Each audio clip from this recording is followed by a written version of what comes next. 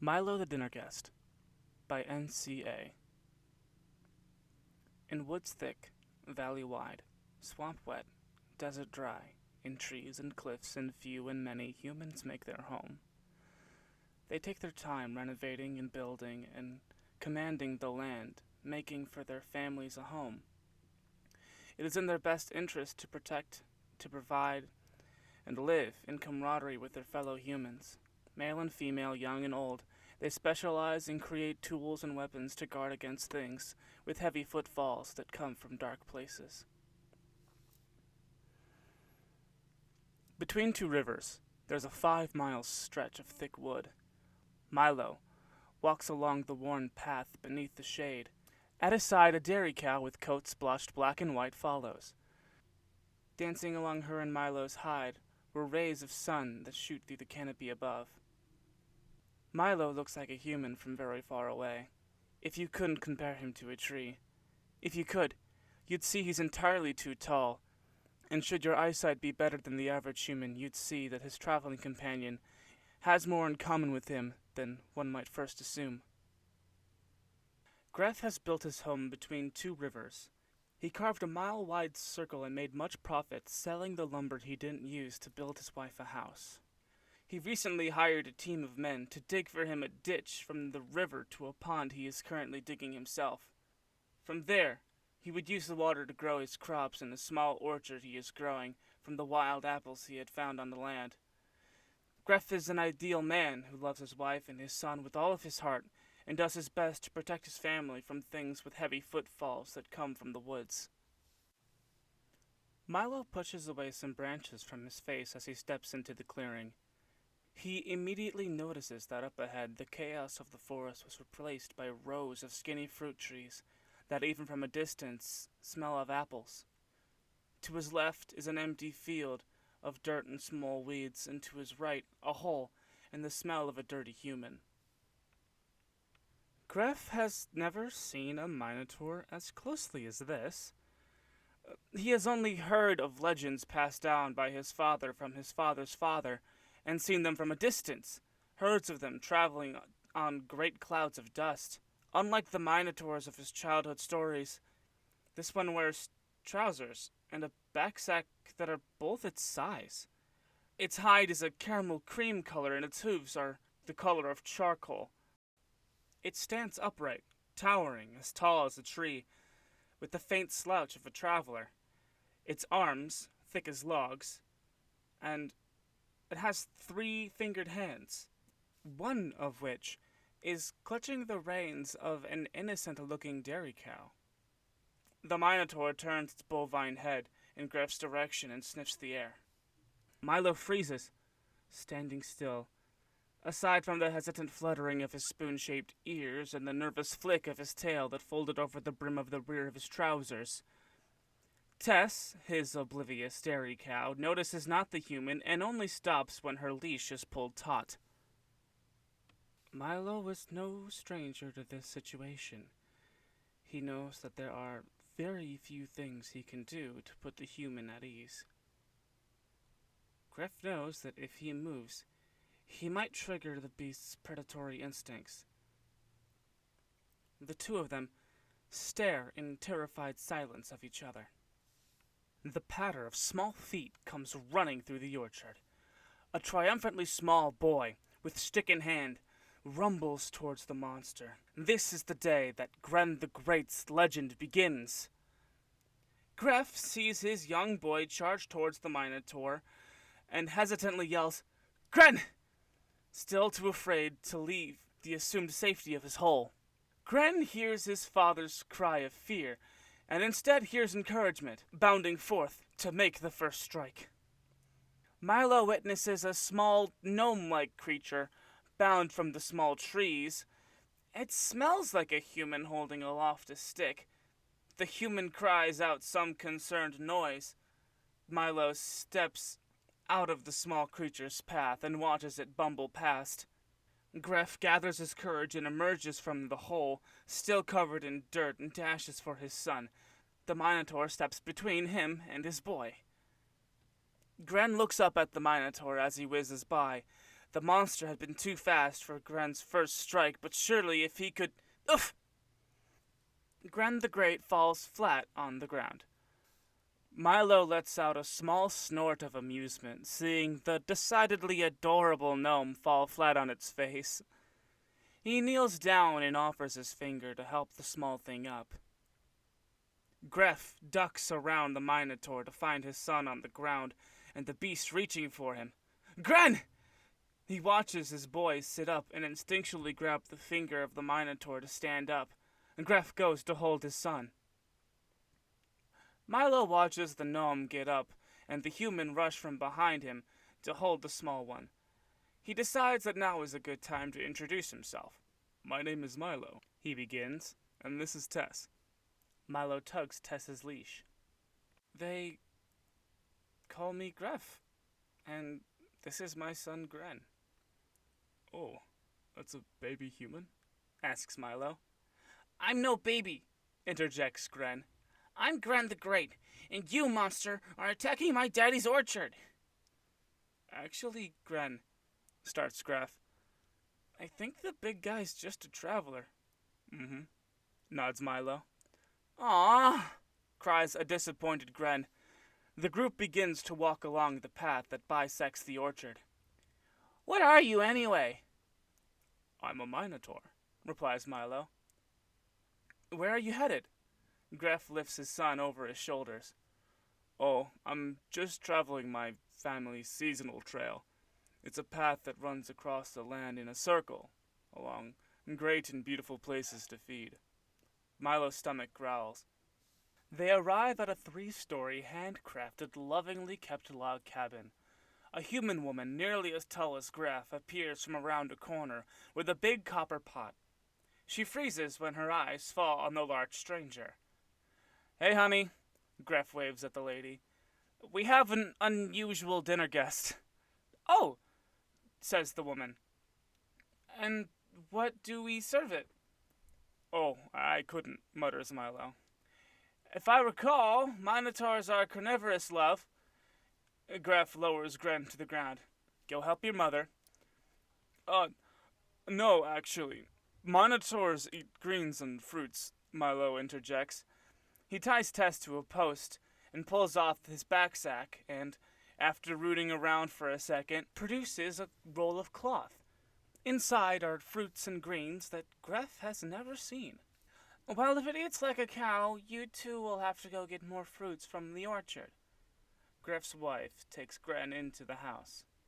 Milo leaves his sack and Tess at the house before leaving to meet Gref, who has pulled a cart around to go back into the orchard. Milo samples some of the fruit, finding it bitter and slightly rotten on the inside, despite it clearly not being ripe yet. He sniffs the tree and follows a dingy scent to the roots. Mites, he concludes aloud. What? Gref kneels, joining his comically bent-over large new friend on the ground. This tree has mites. Milo extends his tongue and runs it along the bark, sampling the small creatures. Their eggs are probably attached to the roots, causing the apples to go bad early. That's no good. Gref returns to his feet. I've seen it before. What you need is chickens. Milo carefully gets up and smells each apple before plucking it, and squashing the rotten ones into the dirt, or placing the sweet-smelling ones carefully in the cart. Chickens, Gref thinks to himself. They eat bugs, don't they? Mm-hmm, nods Milo.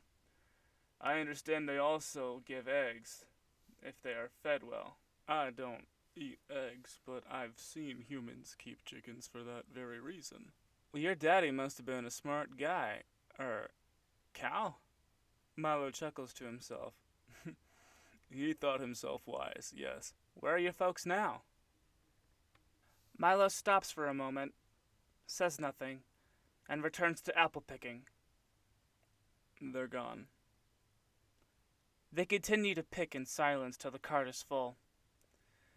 That's enough apples for a small army. Gref takes the cart by the leads and starts to pull. The added weight makes it difficult for him. Milo places his hand on the back of the cart and pushes lightly enough to help but not diminish the feat of strength Gref is working for. My dad died fighting some creature of the night. I was young. Gref strained to pull the cart up onto the worn path. My mother died of a broken heart not more than a month after. I was young as well when the humans raided our camp. Milo's voice was lower, and he spoke softer than usual. They rode in at night on horses, and they held large knives and pointed sticks. They kept yelling about how the land belonged to them. They accused my father of killing one of their own. My father was our chief, and he would go out and scout paths for our journey. He was a proud man who would never admit to something like that, and so the humans killed every last one of my clan. Milo shares, wiping a tear from his eye. I'm so sorry to hear that.